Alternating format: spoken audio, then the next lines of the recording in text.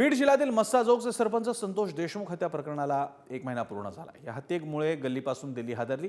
या हत्या प्रकरणात आतापर्यंत 7 जणांना अटक करण्यात आली आहे। मात्र 8वा आरोपी कृष्णा आंधळे तपास यंत्रणांना सापडतच नाहीये आणि या परिणामी संतोष देशमुख हत्या प्रकरणी तपास यंत्रणांचं अपयश चव्हाट्यावर येत आहे।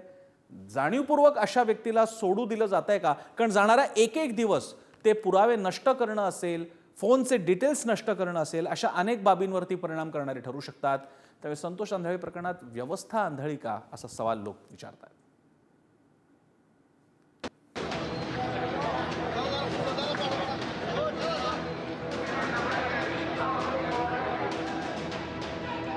बीड जिल्ह्यातील मस्साजोगचे सरपंच संतोष देशमुख हत्या प्रकरणाला 1 महिना पूर्ण झाला। मात्र महिनाभरापासून देशमुख कुटुंबियांना न्यायासाठी झगडावं लागतंय, संघर्ष करावा लागतोय। कारण 8वा आरोपी कृष्णा आंधळे तपास यंत्रणांना अद्यापही सापडत नाहीये। त्यामुळे देशमुख कुटुंबासह सर्वपक्षीय नेत्यांकडून संभाजीनगरच्या पैठणमध्ये मूक मोर्चा काढण्यात आला। या मोर्चामध्ये हजारो सर्व जातीय आणि धर्मीय नागरिक सहभागी झाले होते।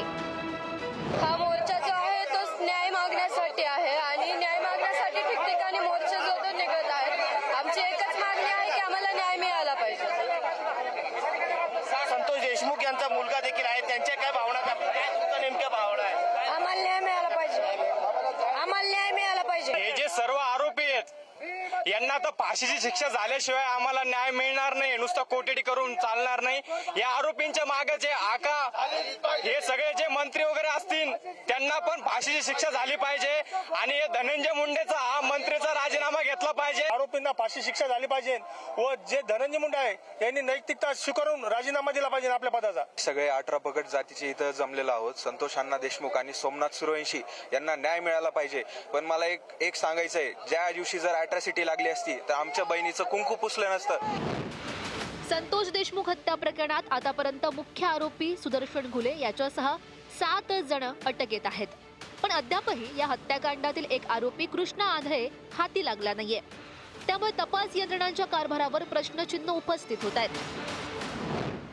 गुजरातमधील शिव मंदिरात सुदर्शन घुले, सुधीर सांगळे आणि कृष्णा आंधळेचा मुक्काम होता। तिघांजवळील पैसे संपल्यानं कृष्णा आंधळे हा पैसे आणण्यासाठी महाराष्ट्रात आला होता। परंतु कृष्णा आंधळेची वाट न बघताच सुदर्शन घुले आणि सुधीर सांगळे पुण्यामध्ये आले। 4 जानेवारीला पुण्यातून सुदर्शन घुले आणि सुधीर सांगळे यांना अटक झाली।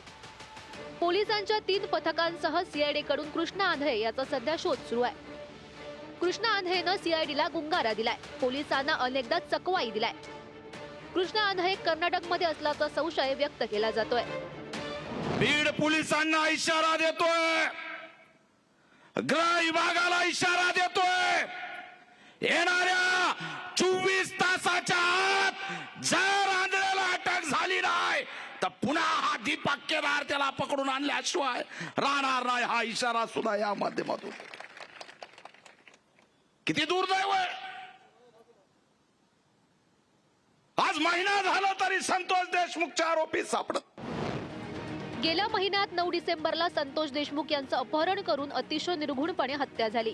या प्रकरणात मंत्री धनंजय मुंडे यांचे निकटवर्तीय वाल्मिक कराड याचं नाव घेतलं जात आहे। त्यामुळे महिनाभरात बीडपासून ते दिल्लीपर्यंत हे हत्या प्रकरण गाजतंय। 6 डिसेंबर मस्साजोग येथील अवादा कंपनीच्या सुरक्षा रक्षकाला मारहाण करण्यात आली।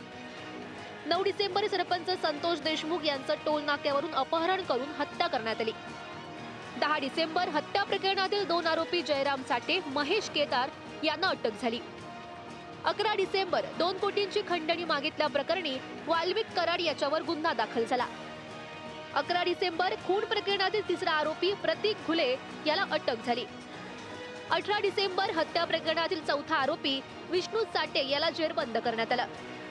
31 डिसेंबर खंडणी प्रकरणातील आरोपी वाल्मिक कराड पुणे येथे शरण आला।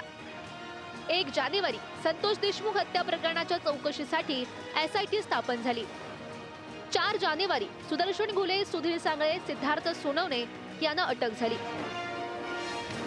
संतोष देशमुख हत्या प्रकरणात वाल्मिक कराड हा मास्टर माइंड असल्याचा आरोप होतोय।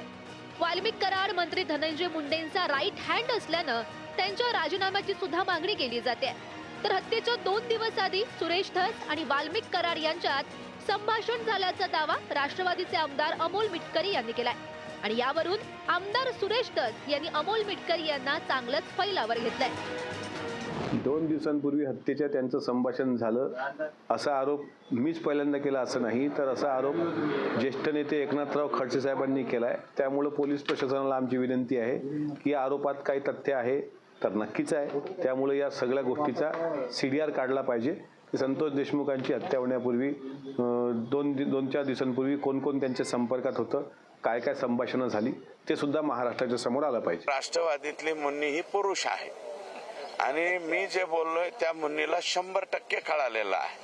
फक्त ती बाहेर आलेली नाही. मुन्नींनी बाहेर येऊ द्या. मग मुन्नी बदनाम झालेली अगोदरच.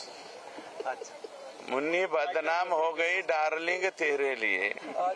ही डार्लिंग जे आहे त्याच्यासाठी मी पूर्णपणे मुन्नी बदनाम झालेली आहे. मुन्नीचे सगळे लफडे, सगळे सुपडे सगळं माझ्याकडे आहे. मुन्नीला एकदा बोलू द्या. संतोष देशमुख हत्या प्रकरणी तपास यंत्रणांचं अपयश चव्हाट्यावर आलंय. कारण या हत्या प्रकरणाशी संबंधित असलेल्या खंडणी प्रकरणातील आरोपी वाल्मिक कराड 20 दिवसानंतर स्वतःहून शरण आला.